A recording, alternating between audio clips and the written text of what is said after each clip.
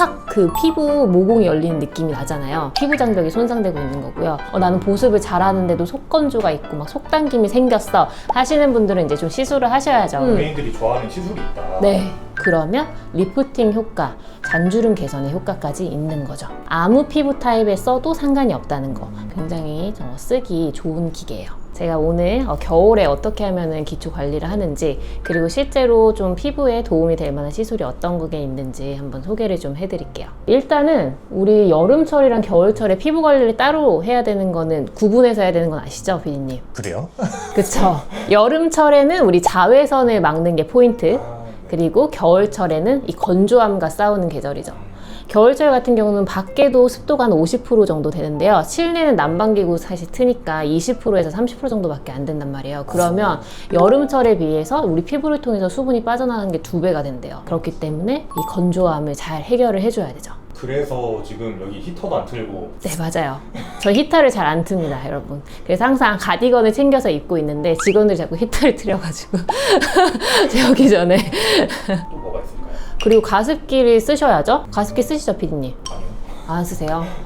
가습기는 사실은 크게 3가지가 있어요. 가열식, 자연기화식, 그리고 초음파식이 있는데, 사실 호흡기에 제일 좋은 건 가열식인데, 가열식은 화상 위험이 좀 있어서 저는 집에 아기도 있어서 특별히 쓰진 않고요. 자연기화식은 바쁜 제가 쓰기에는 필터도 갈아줘야 되고 너무 손이 많이 가요. 그래서 초음파식을 좀 선호하는 편이고, 대신에 일주일에 한 번 정도는 내부 청소를 베이킹소다로 또 꼭 해주셔야 되고, 사실 1, 2년에 한 번씩 싼 거 사서 자주 바꿔주는 편이에요. 그래서 가습기를 꼭 틀어서 실내 온도를 한 50%에서 60% 정도까지는 맞춰주셔야 돼요. 여름철에는 보습을 좀 가볍게 생각을 하셨다고 하면 겨울철에는 좀 빡세게 해줘야 되는데, 제일 중요한 거는 그 장벽 재생의 포인트를 꼭 맞추셔야 돼요. 피부 장벽이 겨울철에 되면은 많이 손상이 되는데요. 우리 왜 실외에 있다 실내에 들어오면 확 그 피부 모공이 열리는 느낌이 나잖아요. 피부 장벽이 손상되고 있는 거고요. 그리고 뜨거운 물로 잘 반식욕도 하다 보니까 홍조도 심해지고 피부 수분 양, 소실되는 양도 훨씬 많아지고, 그리고 여자분들 각질 많이 일어나서 이거 화장 안 먹어서 각질 제거 많이 하시는데 결국 그게 다 피부 장벽을 손상시키는 거거든요.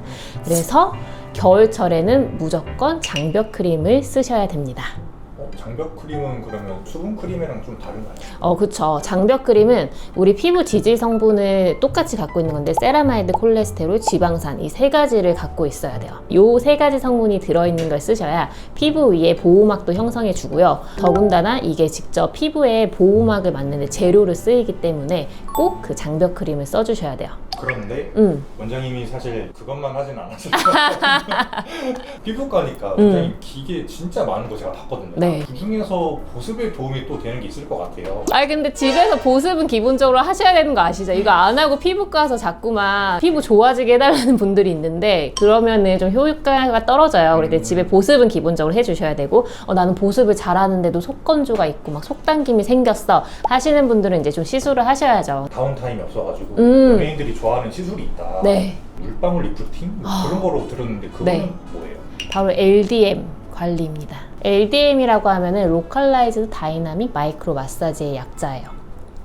연습 열심히 해서 한 번 했는데 마사지를 결국 하는 거고요. 우리 피부 조직이랑 피부 조직 안에 있는 세포에 마사지를 해주는 겁니다. 이 마사지를 하면 그럼 뭐가 좋냐? 뭐가 좋냐 하면 혈류량을 늘려서요, 산소와 영양분 공급을 충분히 해주죠. 그럼 뭐가 좋겠어요? 피부 재생이 잘 되겠죠. 피부에 염증도 좀 많이 가라앉혀 주고요. 그리고 우리 세포를 마사지 하다 보면 세포가 자극이 돼서 콜라겐을 많이 만들어내게 되거든요. 그러면 리프팅 효과, 잔주름 개선의 효과까지 있는 거죠. 초음파인 거예요? 맞아요. 초음파를 이용한 시술이에요. 이 초음파를 이용해서 진동을 만들어내는 거죠.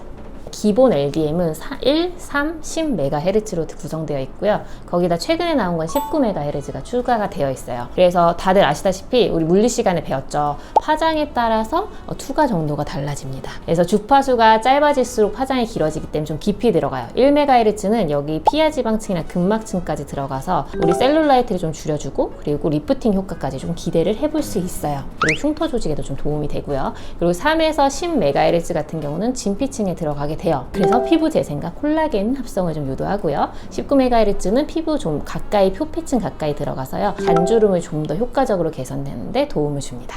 뭔가 효과가 좋은 거는 이제 좀 알겠는데 네. 제 피부에 안 맞을 수도 있는 거 아닌가요?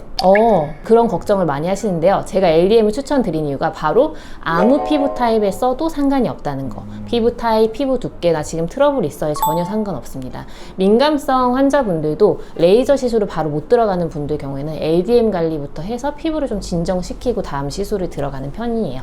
그래서 좀 안전한 시술이라고 생각을 해주시면 되죠. 맨날 받아도 상관없나요? 네. 적어도 일주일에 한 번 정도를 꼭 받으시는 게 좋고요. 매일 받으셔도 굉장히 좋습니다. 매일 피부과 오기는 좀 그렇잖아요. 네. 다른 방법은 없을까요? LDM은 근데 좀 자주 받는 게 효과적인데요. 나는 자주 받기 좀 힘들어 하는 분들은 LDM만큼은 저는 홈 디바이스를 써도 좀 괜찮다, 효과를 볼 수 있다라고 말씀드리는 편이에요. 걔가 충분히 효과가 있을까요? 물론 피부과에 있는 LDM보단 출력이 좀 떨어지는 편이긴 하지만 결국 MDM을 집에서 하는 목적은 리프팅을 강하게 원하거나 하는 게 아니라 피부 재생에 초점이 맞춰져 있기 때문에 집에서 사용하는 홈 디바이스 출력 정도로도 꾸준히만 하시면 효과를 충분히 보실 수 있습니다. 원장님도 써보셨어요? 저도 실제로 애를 키우다 보면 너무 바빠서 매일매일 막 피부과에서 LDM 관리를 받지 못하거든요. 그리고 관리 선생님도 바쁘기 때문에 그래서 홈 디바이스를 좀 활용을 하는 편이고요. 바로 이 LDM 관리 기기인데요. 보면은 모양이 굉장히 예뻐요. 컴팩트하고. 그리고 저는 손목이 좀 안 좋은 편인데 손목에 부담 없는 가벼운 사이즈, 그리고 3에서 10MHz의 주파수를 사용해서 피부 재생을 좀 하는데 다양한 모드가 있어서요. 각 피부 타입, 피부 상태에 맞게서 여러 가지 조절이 가능하기 때문에 굉장히 쓰기 좋은 기계예요. 저거는 그러면 쓰면은 얼마나 오랫동안 이게 피부에 대고 있어야 돼요? 적어도 피부과에서 하시는 거와 마찬가지로 12분 이상 사용을 하셔야 되는데요. 보통 다른 기계들이 좀 짧게도 난 효과를 볼 수 있다 해서 6분 정도 사용하는 기계들도 있는데요. LDM은 무조건 12분 이상을 하셔야 되는 기계이기 때문에 기존에 집에서 사용하고 있는 앰플이나 그리고 크림을 충분하게 도포하고 혹은 페이스오일을 같이 도포하고 12분 정도 관리를 해주시면 충분히 효과를 보실 수 있어요. 그래서 이렇게 속건조가 있을 때는 피부 보시면 겉에 껍데기 메마른 걸 넘어서 이 아래쪽에 진피층이 물이 부족하게 되면 속건조가 느껴지는 거거든요. 직접 진피층에 물을 줄 수 있는 시술들을 하시면 좋고요. 대표적인 게 다들 아시다시피 스킨 부스터, 리쥬란 힐러, 리쥬란 HB 플러스, 그리고 저는 최근에 가장 좋아하는 건 바로 리바이브 스킨 부스터를 제일 좋아해요. 리쥬란 힐러는 PN 성분을 줘서 우리 섬유화 세포라고 콜라겐 만들어내고 수분감 만들어내는 세포를 좀 자극해서 피부를 좀 수분감을 채워주는 거고요. 리바이브 같은 경우는 직접 히알루론산을 피부 안쪽으로 넣는 거예요. 히알루론산은 수분을 끌어들이는 힘이 되게 좋은 건 다 아시죠? 그뿐만 아닙니다. 글리세린이라고 해서 우리 화장품에 많이 들어있는 습윤제 성분이 있거든요. 이걸 진피층에 같이 넣어주니까 훨씬 더 속건조 개선이 좋죠. 그래서 저는 요즘에는 리쥬란 힐러 3번 맞으실 거 그냥 리바이브 1번 맞으시라고 좀 추천을 드리는 편이에요. 저는 사실 주사 공포증이 살짝 있어가지고 그러면 저 같은 사람은 어떻게 해야 될까요?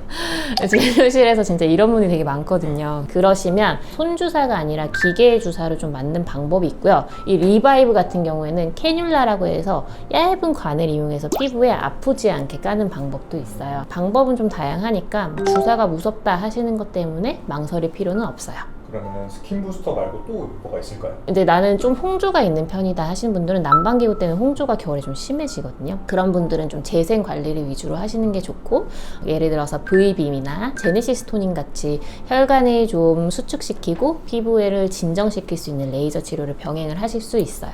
그래서 겨울철은 단순한 보습이 아닌 장벽 재생에 초점을 맞춰서 관리를 해주셔야 되고요. 이 건조함만 잘 관리하신다고 하시면 겨울철 날씨 때문에 피부가 노화되는 걸 충분히 막으실 수 있습니다.